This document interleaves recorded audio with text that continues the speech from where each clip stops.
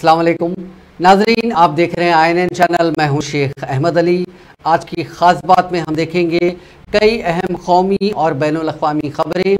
वज़ीर आज़म नरेंद्र मोदी और नेपाल के वज़ीर आज़म बिशप कमल ने जुमेरात को मुश्तरका तौर से उत्तर प्रदेश के ज़िले बहराइच में रोपीडा में वाक़ हिंद नेपाल सरहद पर तकरीबन 225 करोड़ के खर्चात से बने इंटीग्रेटेड चेक पोस्ट का वर्चुअल इफ्तिताह किया। इफ्तिताह करते हुए मोदी ने कहा कि इंटीग्रेटेड चेक पोस्ट से दोनों ममालिक के लोगों को तिजारत में आसानी मिलेगी और मुल्क तरक्की के रास्ते पर आगे बढ़ेगा। हिंदुस्तान और नेपाल मुल्क के दरमियान कारोबार में आसानी के लिए सरहद पर रुपेडिया कस्बे में तकरीबन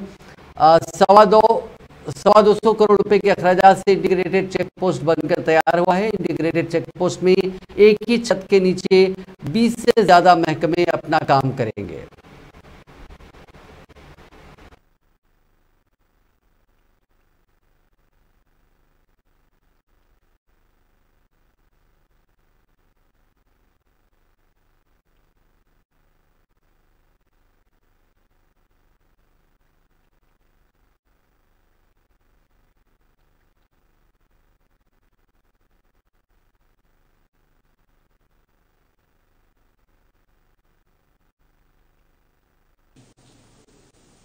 बैरियर्स न बने। ट्रक्स की जगह पाइपलाइन से तेल का निर्यात होना चाहिए। साझा नदियों के ऊपर ब्रिज बनाने चाहिए। नेपाल से भारत को बिजली निर्यात करने के लिए सुविधाएं बनाई जानी चाहिए। फ्रेंड्स, आज 9 साल बाद मुझे कहते हुए खुशी है कि हमारी पार्टनरशिप वाकई में हिट है। पिछले 9 सालों में हमने अनेक क्षेत्रों में कई उपलब्धियां हासिल की हैं। बीरगंज में नेपाल की पहली ICP बनाई गई। भारत नेपाल के बीच हमारे क्षेत्र की पहली क्रॉस बॉर्डर पेट्रोलियम पाइपलाइन बनाई गई। हमारे बीच पहली ब्रॉडगेज रेल लाइन स्थापित की गई। सीमा पर नई ट्रांसमिशन लाइंस का निर्माण किया गया है। अब हम नेपाल से 450 मेगावाट से अधिक बिजली आयात कर रहे हैं। अगर हम 9 साल की उपलब्धियों का वर्णन करने लगेंगे तो पूरा दिन निकल जाएगा। फ्रेंड्स, आज मैंने और प्रधानमंत्री प्रचंड जी ने भविष्य में अपनी पार्टनरशिप को सुपर हिट बनाने के लिए बहुत से महत्वपूर्ण निर्णय लिए हैं।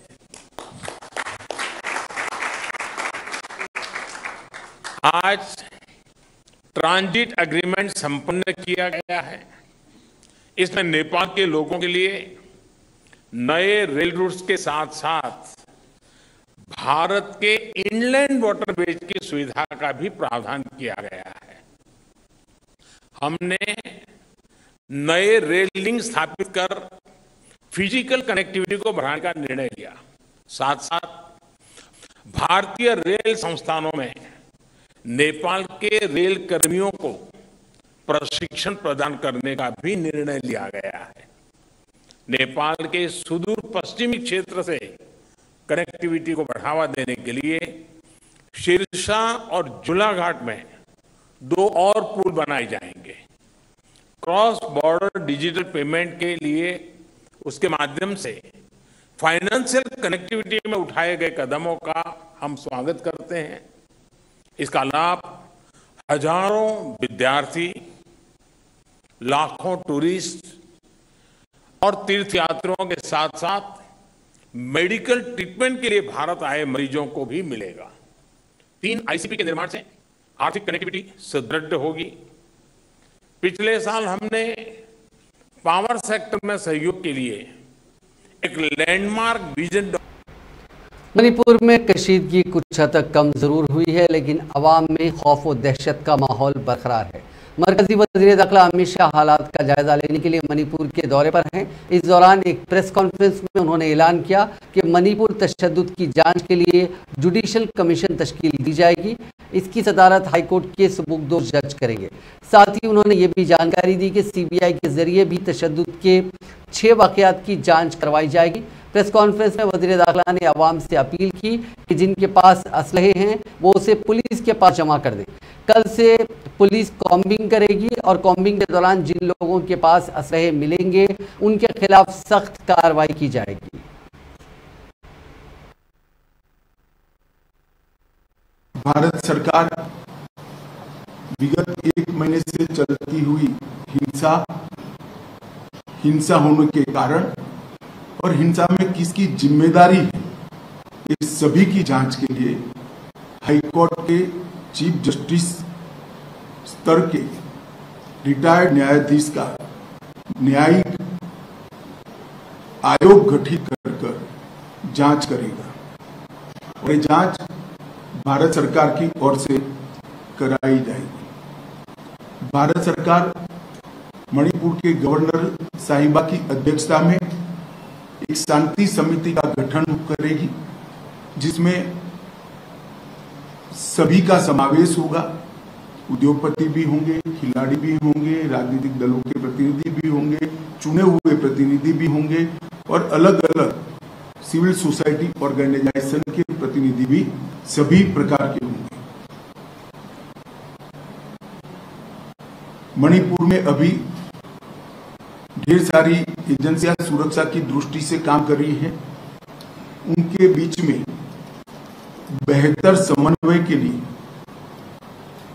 एडवाइजर श्री कुलदीप सिंह जी, जो कि रिटायर्ड डीजी सीआरपीएफ हैं, उनकी अध्यक्षता में इंटर एजेंसी यूनिफाइड कमांड की व्यवस्था आज से ही हम रचना में लाएंगे, जो सभी एजेंसियों के बेटर कोऑर्डिनेशन के लिए, पक्षपात विहीन कोऑर्डिनेशन के लिए इनकी अध्यक्षता में काम होगा।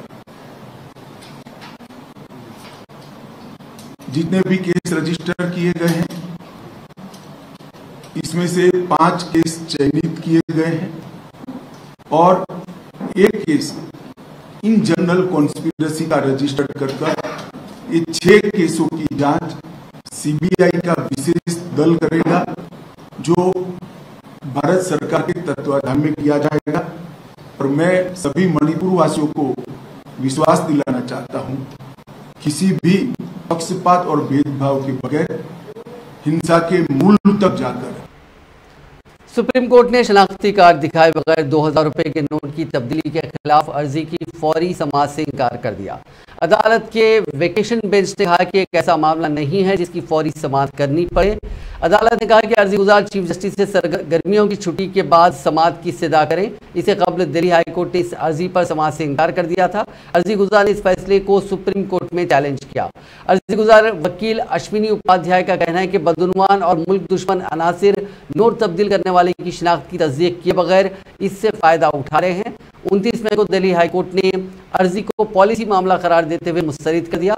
सुप्रीम कोर्ट के जस्टिस सुधांशु धोलिया और केवी विश्वनाथन की बेंच के सामने अपनी अर्जी पेश करते हुए उपाध्याय ने दलील दी कि रिजर्व बैंक का फैसला सवाब दी है।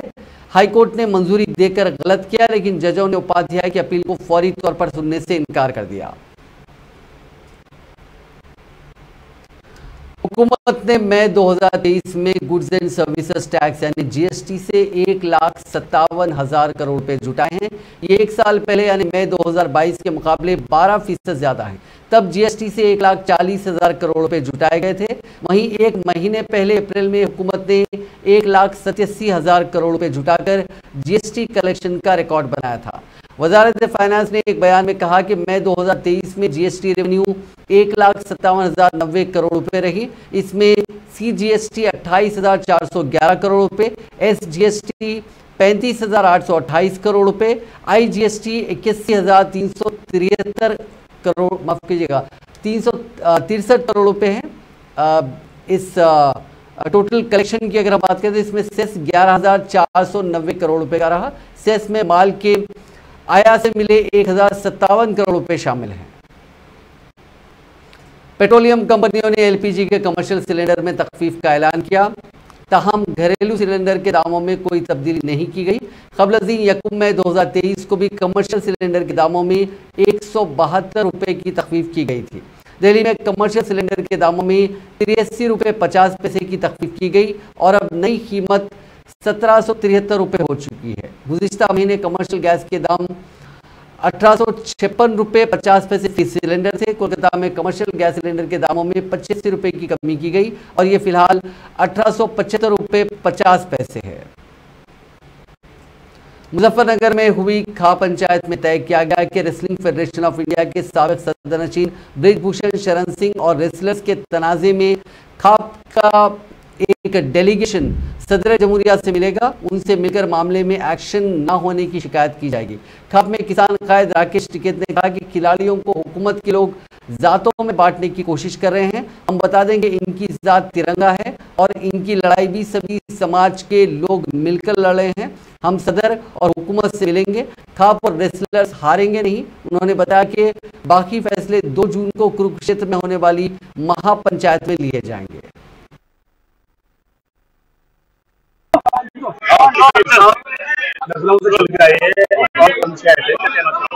अभी खाप पंचायत के लोग यहाँ पे है, जिम्मेदार आदमी है, इनसे बातचीत करेंगे कि क्या तय हुआ है। और हम खाप पंचायत और जो कमेटियां हैं, खेल कमेटी है, उसके साथ में है सब। और ये बहुत जिम्मेदारी से यहाँ पे डिसीजन लेंगे। यहाँ के राष्ट्रपति को, गृह मंत्री को, इनसे मिलेंगे और जो इंटरनेशनल फेडरेशन है उसके पास में भी हम जाएंगे और यहाँ पे आंदोलन और मीटिंग भी घंटे हो गए हमसे बोलते हुए। अभी जाएंगे, अभी बैठ जाएंगे, अभी केवल आप नहीं, ऐसा नहीं चल रहे हैं, इनकी बातचीत चल रही है। हम क्या अपराध निकलेगा भाई, कुछ तो सोचा होगा। हाँ, कुछ ना कुछ तो सोचा ही होगा, बात करेंगे अभी सब। कांग्रेस के साबिक सदर राहुल गांधी अमेरिका के दौरे पर हैं। उन्होंने जुमेरात को स्टैनफोर्ड यूनिवर्सिटी में एक तकरीब में शिरकत की। दरमियान असना उन्होंने अपनी लोकसभा रुकनीत की मनसूखी पर बात की। राहुल ने कहा कि मैं शायद हिंदुस्तान में हक़ इज्जत के मामले में सबसे ज़्यादा सज़ा पाने वाला शख्स हूँ। उन्होंने कहा कि मैंने कभी सोचा भी नहीं था कि कभी कुछ ऐसा होगा। राहुल ने कहा कि मैंने अभी अपना तारुफ सुना, इसमें मुझे साबिक MP कहा गया। राहुल ने कहा कि जब मैंने 2004 में सियासत शुरू की थी, मैंने कभी सोचा भी नहीं था कि मुल्क में जो कुछ हो रहा है मैं कभी ऐसा देखूंगा। राहुल ने लोकसभा की रुकनीत की मनसूखी के वाक़े का हवाला देते हुए कहा कि मुझे लगता है कि अब मेरे पास एक बड़ा मौका है, शायद इससे बड़ा मौका मुझे पार्लियामेंट में बैठने का मिलता। कांग्रेस के साबिक सदर ने कहा कि ड्रामा 6 महीने पहले शुरू हुआ था। हिंदुस्तान में अपोजिशन जद्दोजहद कर रही है, इदारे बीजेपी के कंट्रोल में हैं, हम इसका मुकाबला जमहूरी तरीके से कर रहे हैं। Biggest lesson I learned from Bharat Jodo Yatra, that there is something to learn from everybody. That is actually the Indian tradition. Our country has the ability to absorb any idea that comes. Everybody who has come to India has been received with open arms and their ideas have been absorbed in India. And that is the India that we like. India that respects the rest of the world. India that is humble. India that listens. India that is affectionate. And that is the India that you represent. You would not be here if you did not agree with these values. If you believed in anger, hatred, arrogance, you'd be sitting in a BJP meeting. Right? And I would be doing Man Ki Baat.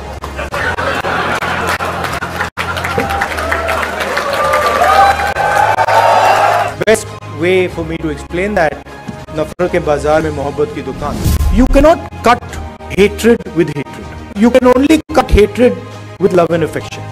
And I was surprised at how easy it was to erase hatred in India. I didn't imagine that भाई इधर से उधर चलने से इतना असर पड़ेगा. Indian people don't believe in this stuff. We have to fight it with affection, not fight it with hatred. We will do that. Rahul Gandhi का एक वीडियो वायरल हो रहा है जिसमें वो कह रहे हैं कि हिंदुस्तान का एक्सपोर्ट कम हो रहा है, जबकि माली साल 2022 से इसमें हिंदुस्तान ने अब तक का सबसे ज़्यादा $770 बिलियन का एक्सपोर्ट किया है। ये कहना है बीजेपी के कायद रविशंकर प्रसाद का। उन्होंने आज राहुल गांधी को लेकर एक प्रेस कॉन्फ्रेंस की और राहुल गांधी पर शदीद तनकीद की। उन्होंने कहा कि राहुल गांधी भारत की तरक्की के खिलाफ नफरत का बाजार फैला रहे हैं। ब्राइट स्पॉट बनी है। Indian economy is turning into a very bright spot globally. और ये हम नहीं कह रहे हैं, ये दो रिपोर्ट कह रही है, एक स्टैनली मॉर्गन की और एक स्टैंडर्ड चार्टर्स। इस पर हम बाद में आएंगे। लेकिन कल जो जीडीपी का डेटा निकला है उसमें साफ है कि जीडीपी ग्रोथ 22-23 में 7.2% होगी। और जितने विशेषज्ञों ने अपना विश्लेषण दिया था, ये सबों से ऊपर है। लेकिन जब मैं एक्सपर्ट्स की बात करता हूं तो सभी मामलों पर अपनी राय रखने वाले एक एक्स्ट्रॉर्डिनरी एक्सपर्ट राहुल गांधी की बात मैं कैसे नहीं करूंगा। उनका एक बड़ा वायरल वीडियो है जो पूर्व में आरबीआई के गवर्नर थे, उनके साथ वो बातचीत कर रहे हैं कि भारत का एक्सपोर्ट स्लो हो रहा है। फाइनेंशियल ईयर 22-23 में India record the highest ever $770 billion export, $770 billion आज तक का हाईएस्ट। एक्सपर्ट ने क्या कहा कि भारत का एक्सपोर्ट कम हो रहा है। दूसरी बात, राहुल गांधी और आरबीआई के पूर्व गवर्नर की बातचीत में क्या आई कि भारत का इन्फ्लेशन बढ़ रहा है। इस पर मैंने पहले चर्चा की थी। भारत की इन्फ्लेशन जो है, मुद्रास्फीति, ये 4.7%, lowest in any large economy, और यूपी से तो हाफ है। और तीसरी बात एक्सपर्ट राहुल गांधी ने कही थी उस वीडियो में, वो पब्लिक डोमेन में आप देख सकते हैं, India would be lucky to grow at 5%। Bharat भाग्यशाली होगा अगर 5% ग्रोथ रेट होती है। और भारत 7.2% 22-23 में, फास्टर देन जो एक्सपर्ट मैंने चर्चा की। तो राहुल गांधी विदेश में घूम रहे हैं, वो कहते हैं कि मैं नफरत के बाजार में मोहब्बत का पैगाम लेके आया हूं। कांग्रेस पार्टी ने अदानी मामले को लेकर आज एक बार फिर मरकजी हुकूमत को और दीगर इदारों को तनकीद का निशाना बनाया। कांग्रेस हेडक्वार्टर्स में एक प्रेस कॉन्फ्रेंस से खिताब करते हुए कांग्रेस के तर्जुमान जयराम रमेश ने कहा कि कुछ चुने हुए सरमायाकारों के फायदे के लिए 2018-19 में कवायद को बदलकर ट्रांसपेरेंसी को खत्म किया गया। सेबी ने हम अडानी के हैंकॉन और सुप्रीम कोर्ट की कमेटी की वजह से अपना रवैया बदला है। अडानी की शेल कंपनियों में 20,000 करोड़ किसके हैं, ये असली सवाल है। उन्होंने कहा कि मुडानी घोटाले की सच्चाई जेपीसी की जानिब से तहकीकात में ही सामने आएगी और कांग्रेस पार्टी इसकी मांग करती रहेगी।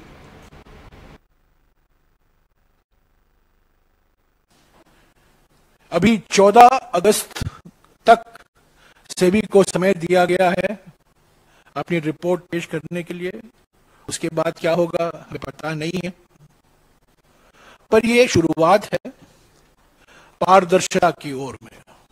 जो पारदर्शिता 2018 और 2019 में खत्म किया गया था, कुछ चुने हुए पूंजीपतियों के फायदे के लिए, वो अभी हमारे हम अडानी के हैं कौन श्रृंखला के कारण, सुप्रीम कोर्ट के विशेषज्ञों की समिति के कारण अभी सेबी ने अपना रवैया बदला है और अभी उन्होंने संकेत दिया है कि ये नियम फिर से हम बदल सकते हैं।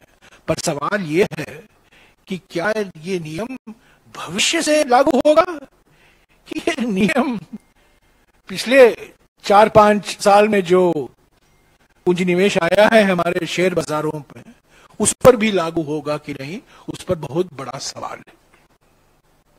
असली सवाल जो है 20,000 करोड़ रुपया जो शेल कंपनियों में निवेश किया गया है, उसके मालिक है कौन। तो साथियों, ये जो बुकलेट है, अंग्रेजी में है, हिंदी में है और अन्य भाषा में भी है।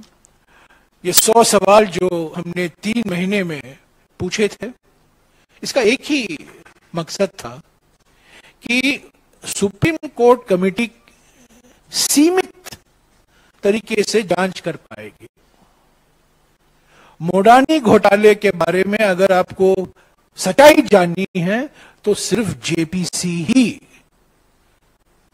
जेपीसी के रास्ते से ही आपको पूरी सच्चाई बाहर निकलेगी।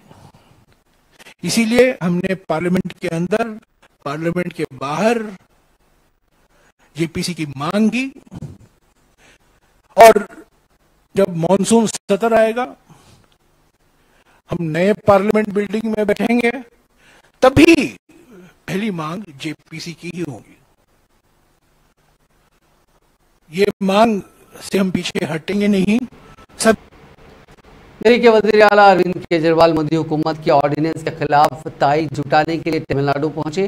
तमिलनाडु के वज़ीर आला एम के स्टालिन ने अपनी रिहायशगाह पर दिल्ली के वज़ीर आला अरविंद केजरीवाल, पंजाब के सीएम भगवंत मान, आम आदमी पार्टी के अरकान पार्लियामेंट संजय सिंह, राघव चड्ढा और दिल्ली की वज़ीर तालीम आतिशी को वहाँ उन्हें एजाज़ बख्शा और उनका वहाँ फेलिसिट किया।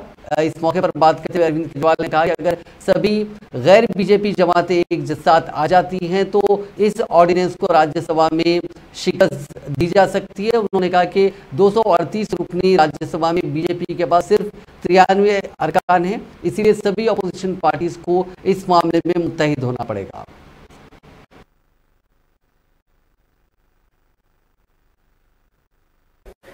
After 8 long years of struggle in the courts, the people of Delhi won battle in the Supreme Court. On 11th May, the Supreme Court of India passed a very revolutionary order in favor of the people of Delhi. The Supreme Court said that there is an elected government in Delhi, and that too with the thumping majority. So the elected government should have all the powers to run the government. If the bureaucrats do not have, if the elected government does not have any control over the bureaucrats, over the services, then it is not possible to run the government. That is what the Supreme Court said. So the Supreme Court said that the services and the bureaucrats will directly be controlled by elected government, and all the powers to run the government will lie with the elected government. This order came on 11th May, and within a week, on 19th May, as soon as the Supreme Court went on vacation, at 10 o'clock in the night, the BJP government at the center passed an ordinance nullifying the Supreme Court order. This has perhaps happened for the first time in the history of India. They completely nullified the Supreme Court order, and they reversed the Supreme Court order, and they again took away all the powers of the elected government to run the government. So now the elected government has no control over the bureaucracy and the services. This is unconstitutional, this is undemocratic. We live in a democracy, we have a constitution, and the constitution says that there will be elections, the people will elect their government, and the government should have all the powers to run the government. First of all, I'm very thankful to Honorable Chief Minister of Tamil Nadu, Mr. Stalin, and my ex-colleague in Lok Sabha, Shri Baluji and Kanimoy, and we are here to seek the support of DMK for in Rajya Sabha to save the democracy. It's not about only about Delhi's democracy or ordinance. It's to save democracy in entire country. So we are very thankful to all of Stalin Saab and Kanimoyji, Baluji and their colleagues for warm welcome, and we are very happy to seek the support, and they said that this is unconstitutional. Actually, BJP running the non-BJP governments in the states through the ordinance or through the governor houses. Mr. Stalin had to. நானும் பள்ளி கல்வித்துறை அமைச்சர்களும் நேரடியாக சென்று ஆய்வு நடத்தினோம்.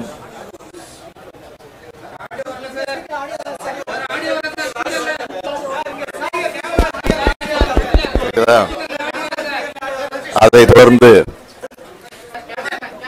தமிழகத்தில் பல்வேறு திட்டங்கள் நிறைவேற்றப்படுகிறது. அதுவும் பெண்களுக்காக பல திட்டங்கள் நிறைவேற்றப்படுகிறது என்பது உங்களுக்கெல்லாம் நன்றாக தெரியும். அந்த திட்டத்தில் ஒன்றாக மாணவியர்கள் பெண்கள் பள்ளி படிப்பை முடித்துவிட்டு கல்லூரிக்கு நுழைகிற போது அவர்களுக்கு உதவி செய்ய வேண்டும், நிதி உதவி வழங்கிட வேண்டும் என்று முடிவெடுத்து புதுமை பெண் என்ற ஒரு திட்டத்தை உருவாக்கி அதன் மூலமாக மாதம் 1000 ரூபாய் அவர்களுக்கு வழங்கக்கூடிய ஒரு திட்டத்தை நிறைவேற்றியிருக்கிறோம். அந்த திட்டத்தை டெல்லி மாநிலத்துடைய முதலமைச்சர் அவர்கள் நேரடியாக வந்து कर्नाटक में हिंदुस्तानी फिजाइया का ट्रेनर एयरक्राफ्ट हादसे का शिकार हो गया। रिपोर्ट के मुताबिक इस ट्रेनर एयरक्राफ्ट में एक खातून समेत 2 पायलट मौजूद थे। हादसे का शिकार तैयारा फिजाइया का किरण ट्रेनर एयरक्राफ्ट बताया जा रहा है, जो चामराजनगर के मकाली गांव के पास क्रैश हो गया। इत्मीनान की बात यह रही कि दोनों ही पायलट इस हादसे में बाल बच गए। हिंदुस्तानी फिजाइया ने हादसे के ताल्लुक से बजरिए ट्विटर जानकारी दी।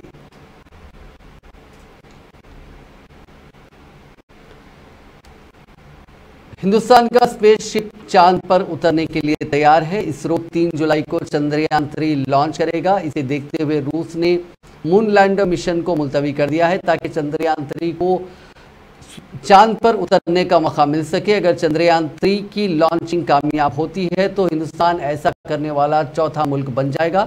इससे पहले अमेरिका, रूस और चीन ने चांद में अपने सैयारे उतारे हैं। इससे पहले चंद्रयान 2 मिशन को 22 जुलाई 2019 को लॉन्च किया गया था। करीब 2 महीने बाद 7 सितंबर 2019 को चांद के साउथ पोल पर उतरने की कोशिश कर रहे विक्रम लैंडर एक हादसे का शिकार हो गया था। इसके बाद से ही हिंदुस्तान अपने चंद्रयान 3 मिशन की तैयारी कर रहा है।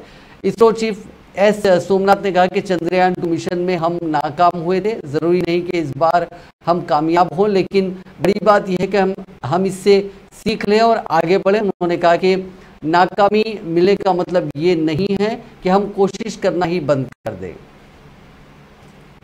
उत्तराखंड में पिथौरागढ़ के लीपू लेक तवा घाट पर लैंडस्लाइड से सड़क बंद हो गई। इससे धारचूला और गुंजी में करीब 300 लोग फंस गए हैं। ये वाकया चाशमे की शाम का है। बताया जाता है कि एक भारी चट्टान खिसक गई। ये चट्टान धारचूला से लगभग 45 किलोमीटर ऊपर लखनपुर के पास 100 मीटर खिसक गई। इससे आमदोरफ्त पूरी तरह ठप हो गई। कई जिलों में बारिश का सिलसिला भी लगातार जारी है। चट्टान दरकने से वहां काम कर रही कंपनियों की कई मशीनें भी मलबे में दब गई हैं। ये पूरा वाकया चाशमे की शाम करीब 4:30 बजे का है। गुजरात में बीजेपी के एमएलए हीरा सोलंकी ने चाशमे को समुद्र में डूब रहे 3 नौजवानों की जान बचाई। दरअसल ये लोग राजूला के पटवा में बनी खाड़ी में नहाने के लिए गए थे। तेज लहर की वजह से तीनों गहराई में चले गए और डूबने लगे। गुजरात के अमरेली में राजूला से बीजेपी एमएलए हीरा सोलंकी भी बीच पर मौजूद थे। इन लोगों को डूबता देख उन्होंने समंदर में छलांग लगा दी। हालांकि एक नौजवान को बचाया नहीं जा सका। गहराई में डूबने से उसकी मौत हो गई। इस हादसे का एक वीडियो भी सामने आया। सोलंकी से पहले भी 2018 में एक डूबते हुए नौजवान को बचाने के लिए समंदर में उतरे थे।